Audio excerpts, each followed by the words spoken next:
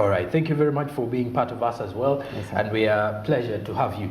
If I am to, first of all, start, what are the factors to consider before someone picks interest in investing in a SACCO or saving with a SACCO? Okay, thank you. There are quite a number of factors someone may consider, but there are some like three main factors which I personally consider for someone to join a SACCO. First of all, you ask yourself, is it a registered SACCO? Because in communities there are many SACCOs, but some are not registered with the Ministry of Cooperative and the UMRA. So you have to ask yourself, is it a registered SACCO? Another thing, what type of a SACCO am I joining? Is it an institutional SACCO or a community SACCO? Because those SACCOs, they do things differently. You find about that the community SACCO, the way it operates differently, and the institutional SACCOs, they operate their things separately. And also its location. These SACCOs, mainly, they're so beneficial if you join a SACCO which is near you. Which most of the factors to consider we are involved in getting money, they are easier accessed. So I consider someone, if you want to join a SACCO, at least find a SACCO which is within your locality, which you understand better, so that it can help you financially, sir. Okay, and let's look at the features of a SACCO. What comprises of a SACCO? What mainly do SACCOs do in Uganda? Okay, SACCOs really, they have helped a lot. And the main features of the SACCO is supposed to be having members. First of all, there are things to consider. First of all, these SACCOs will have bylaws which controls the SACCO. It has to have operational policies, and then the governing structure, and then there are certificates. So if the SACCOs have those features, I think the SACCO can be beneficial to an individual and a citizen of Uganda. I think those characteristics, they can help someone to consider joining a SACCO. Okay, and if you're with us here, we're looking at understanding more about SACCOs, how to run SACCOs, how best can they be successful, and how can individuals benefit from these SACCOs, those who are actually taking part in the savings and all that. How can they benefit from such SACCOs, that is the savings and cooperative societies, the country, and later on we shall be discussing how can government use the SACCOs to at least push for its agenda, speaking of which the parish development model. And now also looking at how can one run a successful SACCO? How can, for example, people who set up these SACCOs, maybe a group of 5, 8, 10, how successfully can they execute? Okay, thank you, sir. These SACCOs, they are easier to control, but sometimes there are few factors someone may consider if you want to run a very successful SACCO. This SACCO is supposed to be rooted on the members, because they are member-owned, member-controlled, member-governed. If you want to control a SACCO and really benefit its members, you have to make sure that its members understand it very well. And once they understand it very well, they make policies to govern the SACCO. How can we make our savings? How will we be getting the loans? So they make those policies. Another thing, you have to have a strong management team. If you have a strong management team in SACCOs, the SACCO can't fall, and you can get benefits out of the SACCO. So if you have a better policies, governance structure, and a management team, and those management teams are governed by the policies, and the bylaws govern the board and the other committees. So with those, I know the SACCO can run and can't fail. Okay. Based on those. And now, driving into, for example, the Luzira Alliance SACCO, if you look at the objectives, the core values of starting up a SACCO, what are the main goals of the SACCOs? The main goals of the SACCO. The main goals of the SACCO, these SACCOs, it depends on the type of the SACCO, but main goal is centered on a member. How can we help our members develop financially? For us as the Luzira Alliance SACCO, the way we started, we wanted members to grow financially. How can we be a partner of choice? There are very many financial institutions. Can your SACCO be a partner of choice? Can I rely on your SACCO, on the policies you have, and the way you give out loans and everything, and rely on those SACCO? So those objectives, they're member-centered, and first of all, to help members to grow financially, to help to grow their wealth, someone to move from one step to another. So if you have those bases, you base your SACCO on those ones, I know members can join and can benefit out of it. Okay, and looking at also the issue to do with SACCOs, I Yes. believe there are savings. Do we have also some shares? For example, how do we share all these things? I hear people talking about cash round and all these under SACCOs. Can you Yes. please give us more of the understanding of that? Can you break this down for us? How do you share these savings? How do people actually benefit from these SACCOs?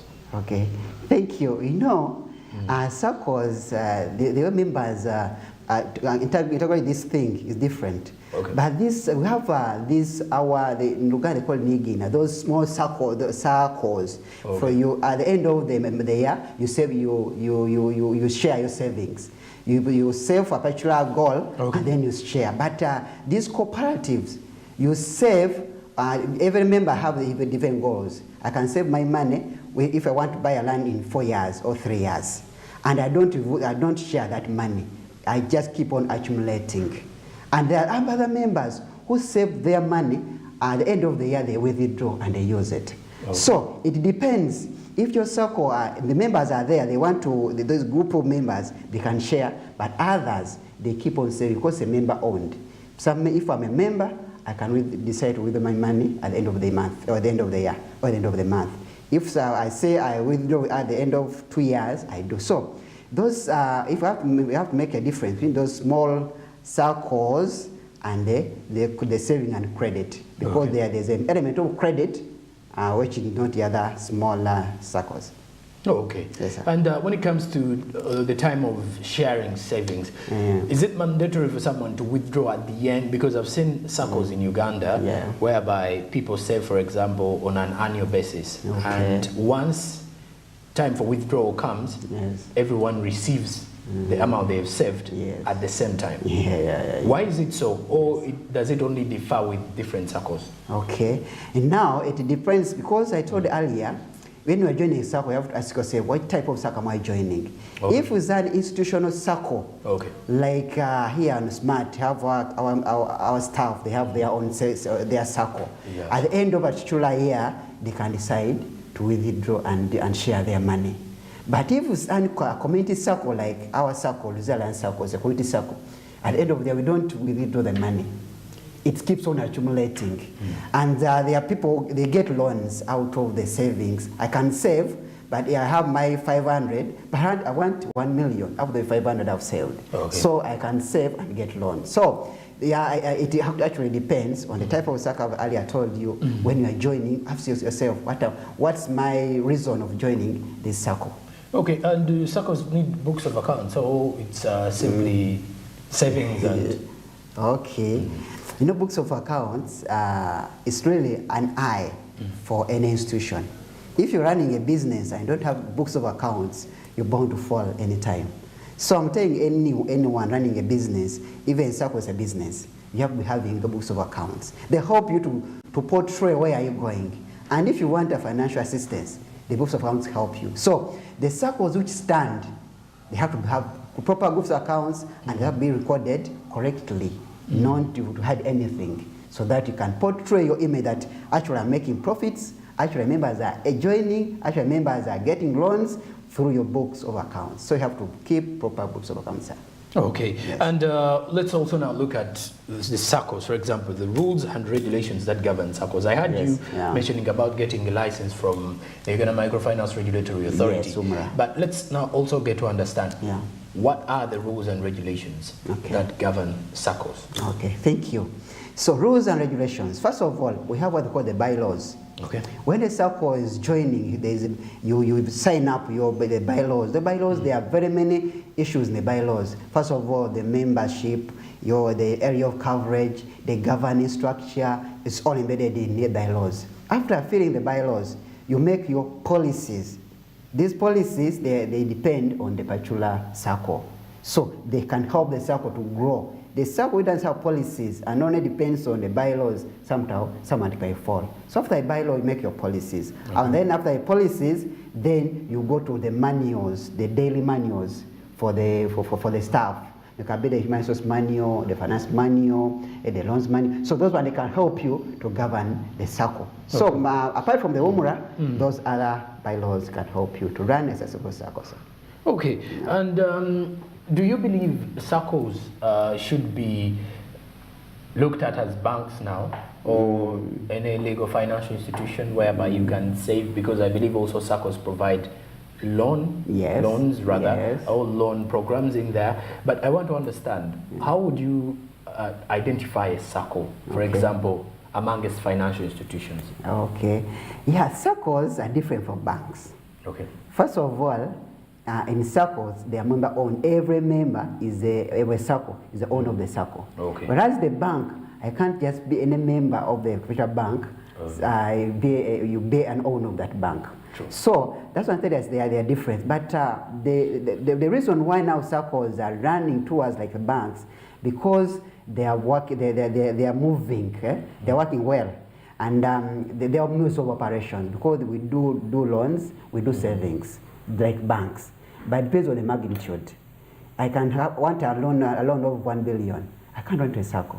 A loan of 500 million. It depends also the size of the SACCO. I can run to the small SACCO. I want 500 million. I can, but if I want 1 million, 500, I can run to a SACCO.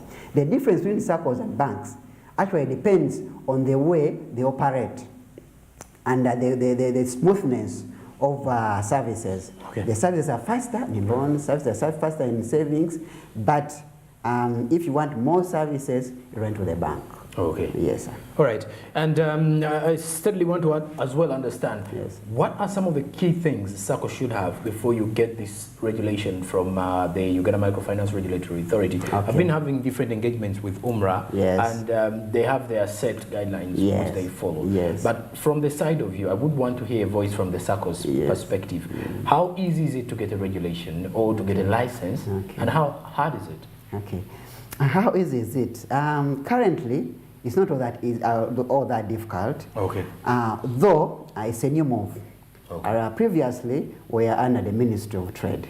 It was easier. You go by, you get the bylaws, you fill, and then the SACCO is monitored by the discommercial officers, and then it moves on. But currently, after that, you have to go to the UMRA. Okay. The difficult part of it is a new thing. People need to know and learn the procedures. They need to have the non-office, you need to be having board members registered, and those members are supposed to be submitting all the requirements requested by the UMRA, and then the management team supposed to be educated, not anyone. You can just pick your relative to run a SACCO. But that's why it's kind of difficult, but it's easier if you understand the processes. It's difficult because members are used to the other old system. But now we have to graduate, because that's the way to go if we want our SACCOs to remain powerful and to benefit the members of Uganda. All right.